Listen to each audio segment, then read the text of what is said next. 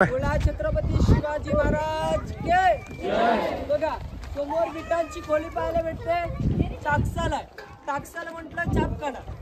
पूर्वी नाणे होत राजमुद्रा शिवराय जर छापायची म्हटलं त्याच्यामध्ये छापली जायची। ही राजमुद्रा अशी आहे, प्रदीप चंद्र लेखे वर्ध विष्णू वंदिता शासनो शिवसेशा मुद्रा भद्राय राजते। जसं काय प्रतिपेचे चंद्र हे वाढत्या कोरीप्रमाणे वाढत जातं, तशी शहाजी राजांचे पुत्र शिवाजी महाराज यांचं वाढतं स्वराज्य हे कलेने वाढावं म्हणून त्याचा उल्लेख केला जायचा। इथे अष्टकोनी खोल्या महाराजांची बाल्कनी, आपण सज्जा किंवा गॅलरी म्हणतो, थंडशीर हवा खाण्याची जागा। ही 2 मजली होत्या, आता आपल्याला 1 मजली पाहायला भेटते। हा आयताकाराचा खड्डा पाहायला भेटतो। कोपऱ्यावरती बघा एल आकाराचा दगड आहे।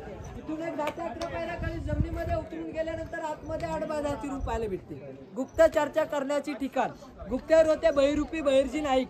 18 भाषांचं ज्ञान होतं, महाराजांचा तिसरा डोला म्हणून त्यांची ओळख होती। बघा औरंगजेबाच्या दरबारात जाऊन औरंगजेबाच्या दाढीला हात लावून आलेला, तरी सुद्धा औरंगजेबाला समजलं नव्हतं एवढे चलाक आणि बुद्धिनिष्ठ बहिरूपी बहिर्जी नाईक होते। बघा त्यांच्या बायकोला सुद्धा माहिती नव्हतं की माझे पती हे गुप्तहेर खात्याचे प्रमुख आहेत म्हणून। बघा त्यावेळी म्हटलं जायचं भिंतीला सुद्धा कान असतात, म्हणून या खलबत खाण्याचा वापर केला जायचा। आतमध्ये 10 ते 11 पायऱ्या खाली उतरून जायचं, काय छोटी मोठी गोष्ट असेल त्या आतमध्ये ऐकवली जायची, म्हणून खलबत खाण्याचा वापर केला जायचा। ज्या चौताऱ्यावरती आपण उभे होत ना, 200 फुटाचे अंतर आहे। 8 मिनिस्टर लोकांचे ऑफिसर, सचिवालय, 365 गड किल्ल्यांचे लेखी कागदीपत्री व्यवहार या चौताऱ्यावरने केले जायचे। बघा पुढे दिवाणे खास, दिल्लीच्या लाल किल्ल्यावरती गेलाय का? दिवाणे खास ऐकलंय? सदर म्हटलंच तर न्याय निवाडा करण्याची ठिकाण। हा दिवाणे खास आहे, कुठे मोहीम वगैरे काढायची म्हटलं खास लोक घ्यायचे या चौताऱ्यावरती येऊन बसायचे, याला सदर म्हटलं जातं। आणि दिवाणे म्हटलं आम जनतेसाठी।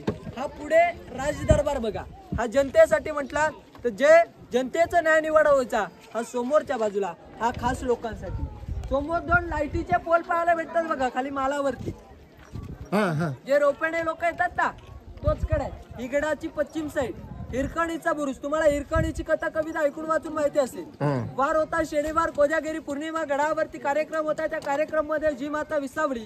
संध्याकाळी 5:30 वाजले, नगारे तुतारे सडे चौघडे वाजले, गडाचा मेन गेट महादरवाजा बंद झाला। महादरवाजा बंद झाला की नेम होता वर्ण खाली जाईल, खलखलतं पाणी खालनावरती येईल फक्त वारा। बघा हिरा 500 पायऱ्या खाली उतरून जाते। सांगोजी घाटकर यांना विनंती करू लागते की सांगोजी घाटकर खाली जाऊ द्या, माझं 2 महिन्याचं बाल खाली आहे। सांगोजी घाटकर म्हणतात आम्हाला महाराजांची आज्ञा आहे, महाराजांची आज्ञा घेऊन आम्ही तुला खाली सोडतो। हिरा पुन्हा 500 पायऱ्या गडावरती चढून येते, तिची राहण्या खाण्याची सोय देखील गडावरती केली जाते।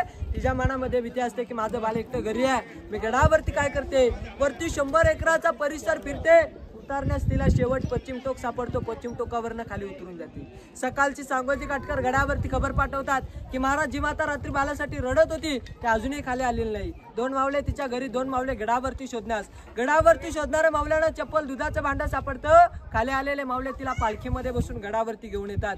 तिच्या मनामध्ये भीती असते की आता मला महाराज शिक्षा करणार। हिरा राजदरबारात येते, राजदरबारात येतच महाराजांना म्हणते महाराज काय शिक्षा करायचे मला करा, माझ्या बालाला करू नका। हिराला महाराज म्हणतात आम्ही तुला शिक्षा करणार नाही, परंतु ज्यावेळी तू रात्री उतरून गेलीस ती जागा फक्त आम्हाला तिथे जाऊन दाखव। हिरा तिथपर्यंत घेऊन जाते, महाराज या ठिकाणी मी खाली उतरून गेलो, तू रात्रीच्या वेळी गेलीस, आता उजेड आहे, दिवस आहे, दिवसातून आमच्या नजरेसमोर जाऊन दाखव। नाही महाराज त्यावेळी फक्त माझ्या डोळ्यासमोर माझं बाल होतं, आता खाली मला धरी दिसते। त्याला सिंहासनापाशी आणून हिरोजींच्या हस्ते साडी चोली देऊन तिचा सत्कार केला। त्या मातेच्या बालाला महाराज नक्कीच म्हटलं असतील की वा भद्रा वा, याचं आईचं दूध पी, लवकर मोठो, आमच्या स्वराज्यात सामील हो। त्याचं नाव देखील झुंजाराव म्हणून ठेवलं। हिरोजींना सांगितलं हिरोजी कड्याला तसा, कड्याला बुरुज बांधा, बुरुजाला नाव द्या हिरकणीचा बुरुज। एखादी स्त्री जर वर्ण खाली जाऊ शकते तर शत्रू हल्ला करण्यास आरामात चढून येऊ शकतो, म्हणून कड्याला तासलं, कड्याला बुरुज बांधला, बुरुजाला नाव दिलं हिरकणीचा बुरुज म्हणून। बघा आता आपण समोरच्या बाजूला जाऊन आपल्या राजांचा राजदरबार पाहू। बोला छत्रपती शिवाजी महाराज के जय।